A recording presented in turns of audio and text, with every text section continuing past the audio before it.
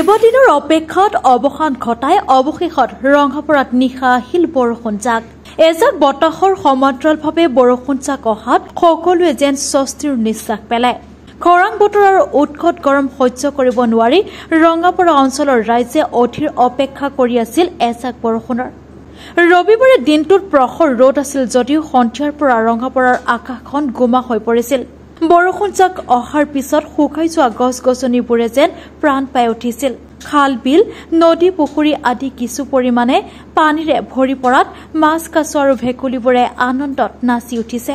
উল্লেখযোগ্য যে ৰঙাপাৰা অঞ্চলত বিগত কিছুদিন ধৰি হোৱা নাছিল বৰষুণ। বিশেষকৈ চাহপাতবোৰ ৰ'দৰ প্ৰকোপত জ্বলি ৰঙাচুৱা হৈ পৰিছিল। ৰঙাপাৰাৰ ৰাইজৰ বাবে সপোন হৈ পৰিছিল বৰষুণজাক। বৰষুণৰ বাবে ৰঙাপাৰা অঞ্চলত ৰাইজে ভেকুলীৰ বিয়াও অনুষ্ঠিত কৰিছিল।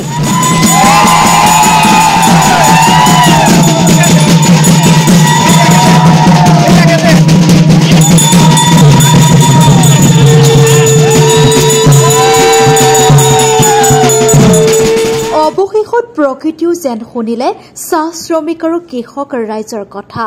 নিশা অহা বৰষুণজাকে সকলোৰে মুখত হাঁহি বিৰিঙাইছে। বৰষুণৰ বাবে গৰম কিছু পৰিমাণে হ্ৰাস পাইছে।